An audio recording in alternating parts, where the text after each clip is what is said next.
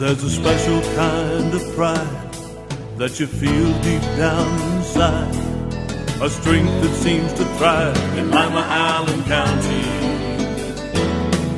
The American way of life, to get in gear and do what's right.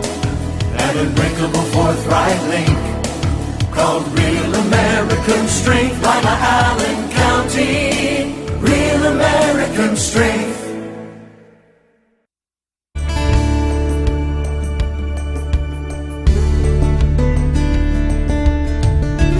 Keeping you up to date with what's happening in your community. Community Focus on GTV2. Thanks for joining us today on Community Focus. I'm Anne Decker, and Jill Ackerman is in the studio with us today. She is the superintendent of the Lima City Schools, and when the kids start back to school next month, we're going to see a few new faces. Yes, and thanks for having me today. You're welcome. I wanted to introduce 3 new principals in our school district. The first one really isn't new, but it's a new position, and that is Doug Kent at Lima Senior High School. Mr. Kent has been with the district for about 25 years, and he served in the role of performance-based high school principal, and now that we have merged the high school into one, he will be the head principal of Lima Senior High, so we're excited about that. Our second administrator is Stacy Barker, who is the principal at Heritage now. Ms. Barker served as a special education teacher in the district for several years and then stepped in January into an interim role as Progressive Academy principal when Mr. Fitzpatrick left. So she has a little bit of experience in the area of administration and will be heading up Heritage. And our third and most recent hire was Angela Hefner for Liberty Arts Magnet principal. She has been in the district for about 10 years, and she has served in many different roles. She was an Even Start Grant Coordinator several years ago when we had that. She served as a social worker for the alternative school. She is certified to teach special education and did those roles as well in the alternative school. So she has a wealth of knowledge, so we're happy to have her.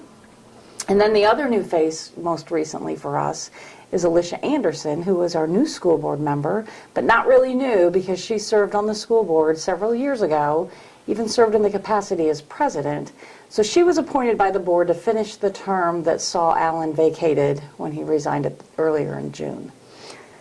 So none of them are really new faces, they're Right. just moving into new positions. Right. It's wonderful to have that knowledge to draw on. And that is nice because they do come with a good knowledge of the district and the people that we serve in our community as well. And they're all local people from the Allen County area. So they're not new to the system or new to the community, but they're people that have been here for a long time. So we feel very fortunate to have qualified candidates within our own ranks as well. How are things going with the new Lima Senior? You're ready to go next month? We are ready to go. I mean, we're doing a little bit of tweaking. I do want to point out the fact that we will not charge school fees except for career and technical education, and that goes hand in hand with that community eligibility option where students will not pay for lunch. So parents might be surprised if they get information from the high school that does not include fees. So that is all taken care of. And kids have been scheduled into classes and staffing is set, and we're still working on some odds and ends with that. But they have sent out some communications to parents. They've sent out the new campus wear policy, which the only change was that the polo shirts are solid color, but any color, no logo. So they've sent that out to all of their parents, and they were putting together their registration packets. So those should be coming in the mail very soon as well. In terms of the school supply lists, where do they get those? Those are I've seen them in stores. Already? So we've had those. Great. We've had those collected even before school went out. Most kids took them home with them for the next school year, but they are on our website, which is www.limacityschools.org, and they are in the stores as well. And we have them at the central office, which is at 755 St. John's Avenue. We're there Monday through Thursday from 8 to 4, and if somebody wants to stop by for any reason, they can pick them up there as well. So we feel like we have things, we're getting them ready to go, but You're under control. Yeah, and all the school supply ads will be out soon, and people need to start thinking about getting ready because it will be here before we know it. And We want to continue to encourage our parents to work with their children at home. I know as a mom that it's very hard when you're busy and you're running to T-ball and you're doing all kinds of things to take time to read, review sight words. There are thousands of websites that you can work on with your children. They're fun for kids. They enjoy it. We go to the library and things like that. But just to, and if you're cooking, let them measure with you and talk about the fractions, but just to continue to reinforce those skills, because they really do lose over the summer, and then it's a lot of catching up when we come back in the fall. Well, and it's really not work for either the parents or the kids. It can be a lot of fun. It can be fun, right. Yes, it can be fun, but it is important. It's very, very important that we keep that at the forefront of our minds. Okay. Jill, give us your website address if people want any more information. www.limacitysschools.org. You can like us on Facebook. We put out frequent things there as well. And you can call us at 419-996-3400 for any information. Great. We appreciate you coming in today. Thank you for You're having welcome. me. Jill Ackerman from the Lima City Schools. I'm Anne Decker, and this is Community Focus on GTV2. Reduce, recycle, reuse. Allied Waste Services in the City of Lima encourage you to live green by recycling all that you can. Recycling promotes green living by reducing the amount of waste materials buried in landfills. This saves money, natural resources, and energy. Keep our environment healthy and start recycling today. Allied Waste Services is committed to a clean environment. Contact us today for your recycling needs. Visit our website, republicservicesohio.com, to learn more about recycling today. Lima City Council has recently amended the city's vicious dog ordinance to deal with potential problems concerning dangerous dogs in the public. The ordinance is comprehensive. However, here are some key elements that all dog owners and their neighbors should be aware of. Any dog that is considered a breed of pit bull is considered a vicious dog regardless of its temperament. A vicious dog is any dog that attacks, bites, or causes injury to a person or domestic animal with or without provocation. Not under control of the owner and secure with a muzzle and a leash of 6 feet or less in length, all vicious dogs must be confined when outside in a pen with a secured top and bottom, or with the sides of the pen embedded at least 1 foot deep into the ground. If you're a dog owner and have concerns about any dogs in your neighborhood, visit limapolicedepartment.com to find out more about the city's vicious dog ordinance. The fine for non-compliance is $150 per citation, and ignorance of the law is not a defense. If there's an emergency situation, call local law enforcement for immediate assistance. Let's all do our part to keep the Ottawa River clean and healthy. Prevent or clean up oil and fluid leaks from your vehicle that could wash into the river.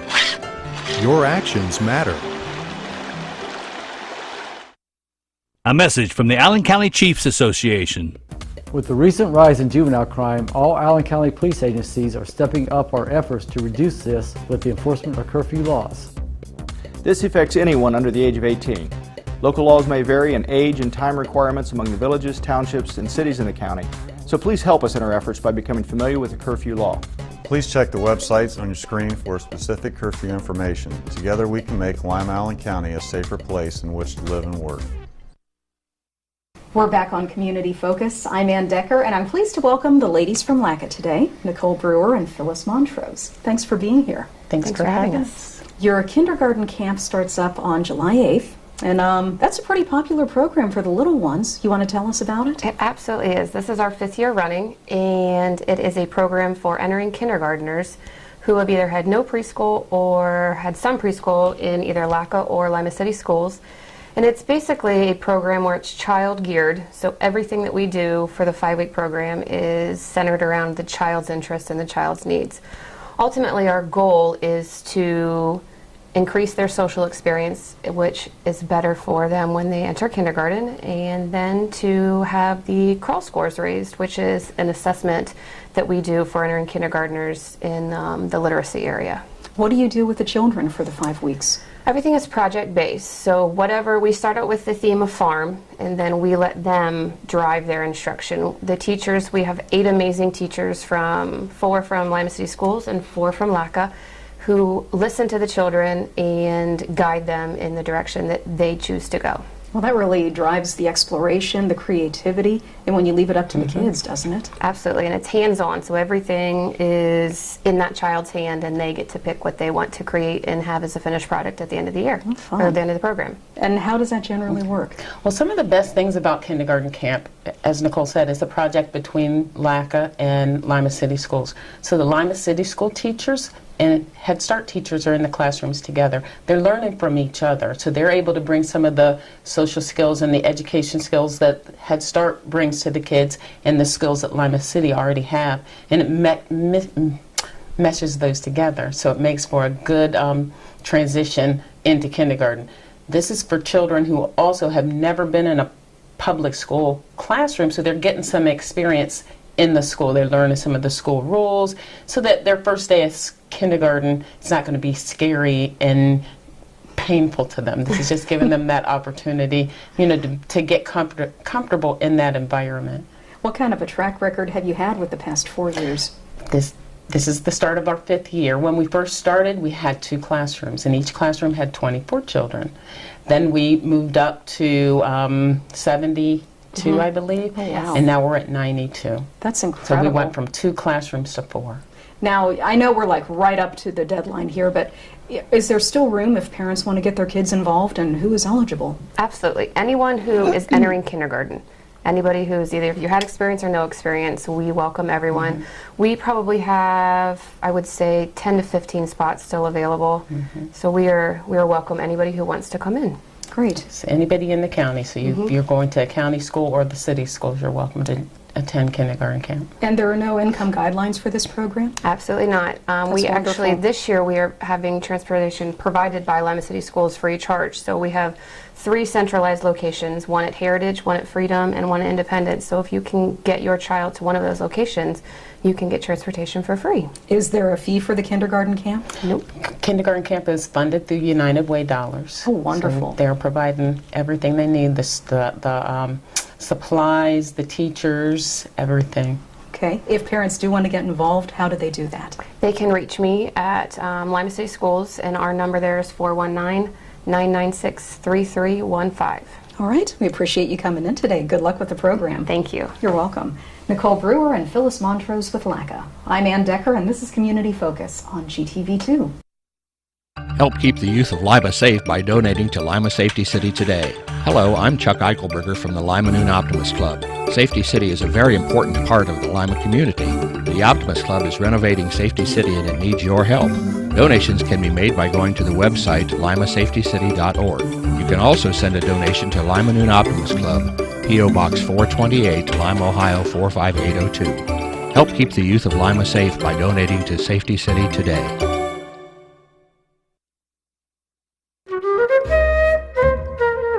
Oh, good. A family wants to live here. It's been so long since I've had kids in my bedrooms. Wait, what's wrong with them? I love kids. Well, you can't find anything wrong with them. They look nice and so polite.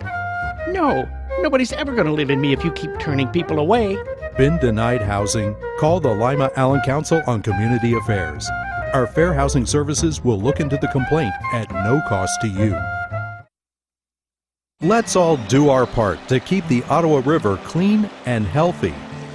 Wash your car on the grass to protect storm drains from soap and dirt.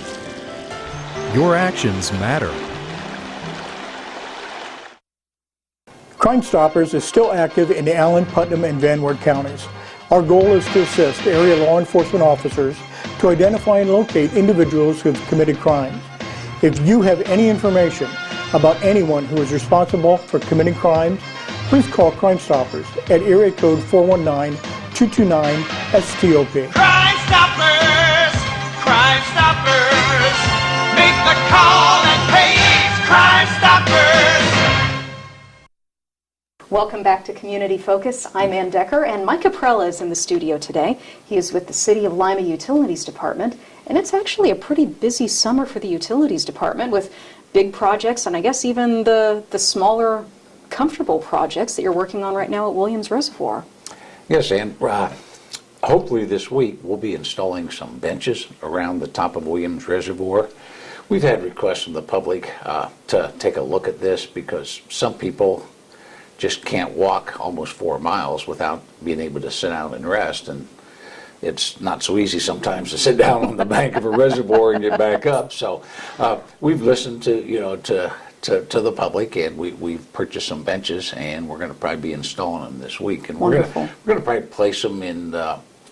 We have 3 of them, and we're going to try to equally space them around the top of the reservoir. Fortunately, on Williams, we have some spots that are kind of wider than the regular bank. They're kind of turnaround areas that we designed in there so our trucks and stuff could turn around. So there's room in those areas where we could put a bench. The reason we've been reluctant in the past is there's just not room on top of those banks to put benches and still be able to get our mowing equipment and our trucks when we need to haul stone and stuff in and out of there. They would be more in the way. And so we have room in Williams. We're going to be putting 3 of them, and I think the people that walk there will appreciate them. They're a heavy concrete, but real smooth, and they're 6 foot wide, so a couple people could sit down at the same time if they want. So hopefully by the end of this week, those will be installed. Just in time for the holiday. Just in time for the holidays, correct. How is the fishing at Williams? Have you stocked it yet? Yeah, the Department of Natural Resources has begun the stocking process in Williams Reservoir. They have put in, I don't have the exact number, but we're talking in the millions of they've started with perch, yellow perch, but they're very small. They're just fingerlings. They're an inch or 2 in size right now. So it's going to take a year to a year and a half before those fish are large enough that you can start fishing, to catch them. So, but there's going to be a lot of fish in there, and they're going to come back with, with some saugeye and another species of fish. It's going to be a continual process. It's really a good relationship we have with the Ohio Department of Natural Resources because they stock all of our reservoirs, and in turn for that, we have a fishing agreement with the state for those, and they stock them. But in return, the state gets to enforce the fishing laws. So, fishing licenses are required at the reservoirs. And we get also some inspection from the department, from the resource officers that go around there. So it's just another set of eyes out there, looking things over. So with fish going in, just don't expect to catch them yet. Next summer. But with Bressler and Ferguson and Metzger, those are just great fishing reservoirs. And I'm always getting calls or people that comment about the quantity of fish and how easy it is to kill them. Easy. It wouldn't be for me. For me neither. I couldn't catch a fish with a bucket. So, but anyway, those are good fishing reservoirs, and soon Williams will be just as good as the other upground reservoirs we have. How has the weather been for the water supply? We got poured on this past weekend, but it was rather dry up until then. It was. April, and I keep pretty good track of rain because of the reservoirs and the pumping. And, April was a pretty wet month, so we ended April with everything full.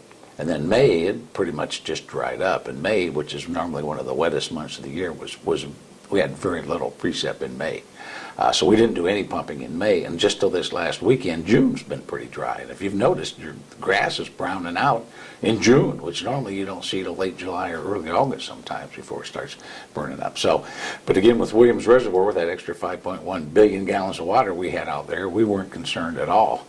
But so we haven't pumped since April, but with this last weekend, and I recorded over 2 inches of rain at my house over the weekend also. So it was, especially Saturday, it was really wet. Now, the Ottawa River, I haven't seen much of a rise in elevation there over the weekend, but the All Glaze has started to come up. So we'll watch that, and we'll probably do a little pumping, this week, and we probably won't top everything off, but we'll put, it'd be nice to put a foot or so of water back in the reservoir. So, but we watch it carefully. We have an excellent supply now, without pumping in there because of the adding Williams. And we've actually used Williams Reservoir this year. We started it, 3 or 4 months ago, and we've used out of it, and we're going to kind of rotate between Williams and Bressler on the west side.